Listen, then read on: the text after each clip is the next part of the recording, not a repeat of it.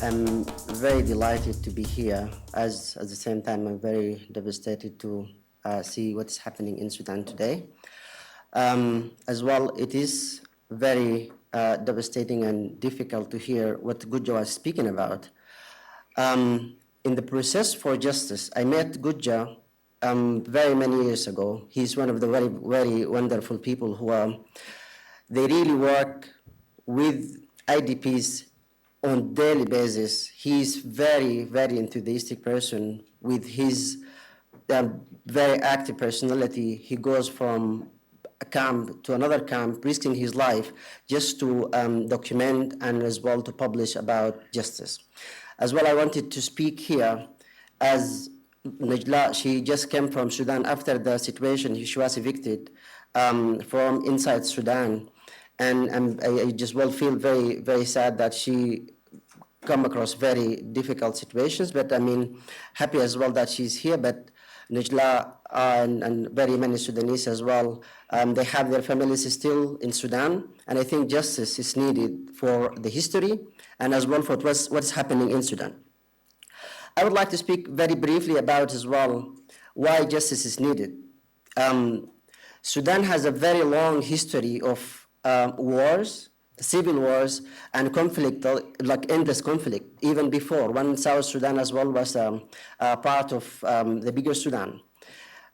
Justice, even though justice in Sudan is part from tribal system, actually, most tribes in Sudan, they have internal judicial system, you can call it, or actually mechanisms for justice. For example, in Eastern Sudan, there is something called Al-Galad as well in Blue Nile and in Eastern Sudan. All tribes in Darfur, they have as well something, for example, like a Rakuba or a Judea. This is like kind of mediation within the tribal system. And it really works for very even actually some very severe and serious crimes. Sometimes it works. So I think this is from community side and point of view. They understand that justice is needed, it is important, and as well supposed to be addressed. But that form of justice, it could be as well useful if it is complemented by very dedicated effort from the state as well in order to bring justice that everyone can feel themselves satisfied.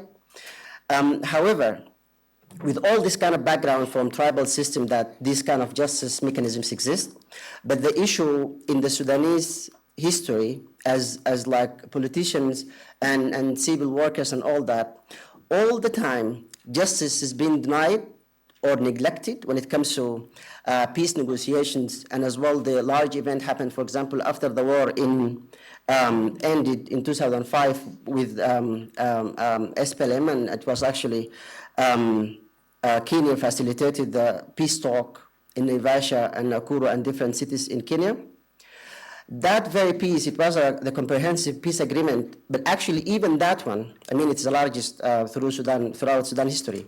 But even that peace as well agreement largely neglected the justice effort as well, because people, they believe that we can just forget things or just like put them through like under the table and just like move on. And I think this is actually exactly the point.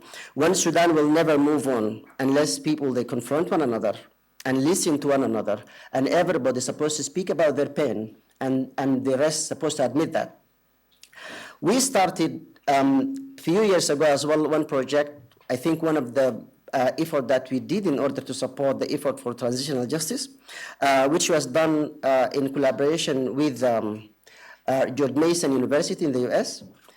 We did that project, actually collected over 120 interviews just to ask communities to speak to questions like what peace means to them and what justice means to them. So just like to be not only more inclusive, but as well to understand that when we speak about justice, we speak about the same term. When we refer to the peace as well, we speak about the same thing.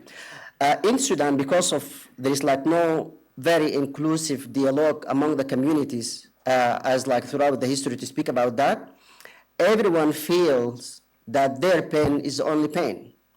And that largely actually put us in the situation throughout today.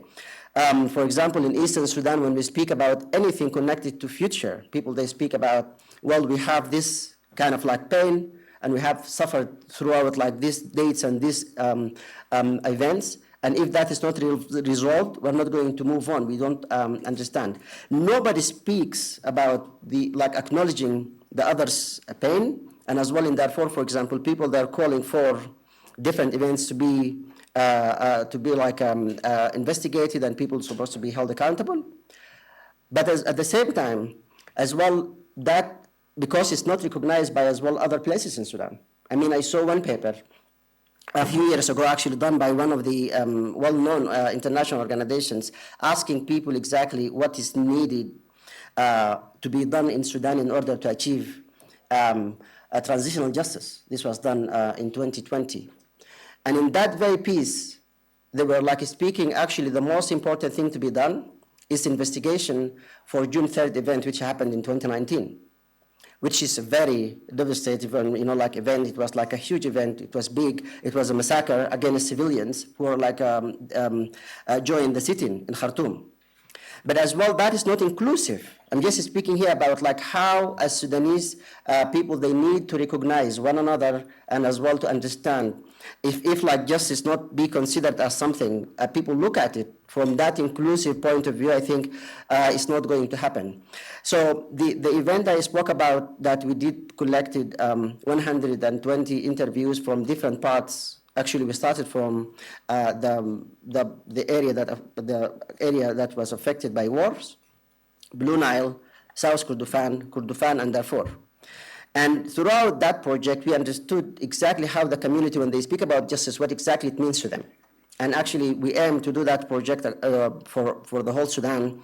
And we wanted actually our plan to make this as a gallery so people, they look at it and they understand exactly. When I speak about my pain as well, I have to recognize and acknowledge other people's pain as well. So I think this is one of the things we need to do, first of all, and that as well can be done not only through like courtroom or like these peace negotiations, but as well supposed to have like supported by media. Media is supposed as well to support that in order like people to understand. I mean, one thing, for example, for the current war, people, they speak, for example, now they mock one another based on accent, like people, in Sudan we have different kind of like that diverse community. And someone can just like mock the other person based on that accent. So that I think even actually can motivate other people even to join these events, because I feel someone is like mocking me like based on my accent or like, where I came from. I think that actually just like could actually lead this war to be a civil war, which is really, I'm very scared that's going to happen if there is no like very strong effort is done in order to control the current war. As well, justice through international mechanisms in Sudan, I mean, that's actually everywhere, not only in Sudan, but as well actually in Sudan specifically, as we're speaking today about it. It can't be the only solution. It can't be, because we all advocated for the international community and in particular like International Criminal Court to intervene in Darfur. And that happened. But actually that as well prolonged the effort for justice, and as well actually just the government stuck to that power and just they get more support from the region and from other regions as well across the globe in order to support that impunity.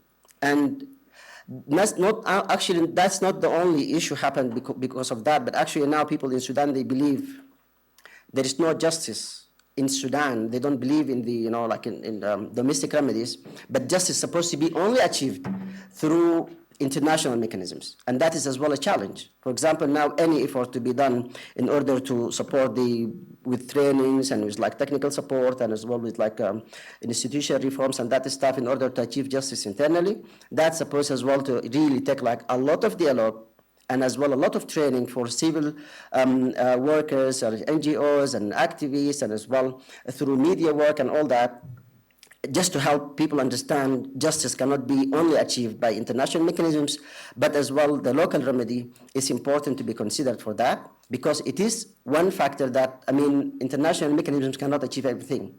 It is as well, they have a great effort, but that as well is limited. And as well, I think in most cases, it is complementary as well. So I think this is just to say, justice it has like this kind of steps we need to take. The recognition, we need to speak about like one another, and in particular as well to speak about transitional justice as a piece that's very important, not only criminal justice. Throughout the last 3 years, after the interim government started, and the effort around a transitional justice as well started, it was very difficult to approach transitional justice stuff, like because it was, as I just spoke, like definitions were not like the same. As well, people who are like pushing towards transitional justice were like in conflict. I think that actually exactly led to this current war, because everyone was very scared that transitional justice, for example, from the community who are a victims community, they believe that transitional justice is kind of actually supporting impunity. It's not a real justice. And from potential perpetrators, for example, the people who are holding the guns today, they were scared that transitional justice is going to put them through jail, and they're going to lose power and that. So I think this is very important to explain things basically, and as well to see how people can just like look at justice and transitional justice effort, how that can be really helpful, and people to understand it is supposed to be like a joint effort and an inclusive effort and that. So I think we can move on. Finally, I wanted just to speak about looking at the current war, doing documentation and collecting evidence, and do any kind of doing any kind of like effort for advocacy and calling for accountability in Sudan. I think using the right data for that, I think it is very important, but we need as well to look into the background. We need to look as well in other like element that shows this war is not only between two generals that are looking for power, but actually as well it has that kind of underneath thing can really awaken the fragile community clashes that's happening from time to time in different regions. And I really would love us all to work together through like media, and as well through academic theses, and as well articles, and that debate that could help everyone to look at this war, how we can support it from different efforts that we do, and from all respected positions that we're holding. And I think by this effort and others, we can bring justice to Sudan. And I believe by that joint effort as well, and I see like all these faces could really support something with that, I trust in the future we'll have just and peaceful Sudan. Thank you so much.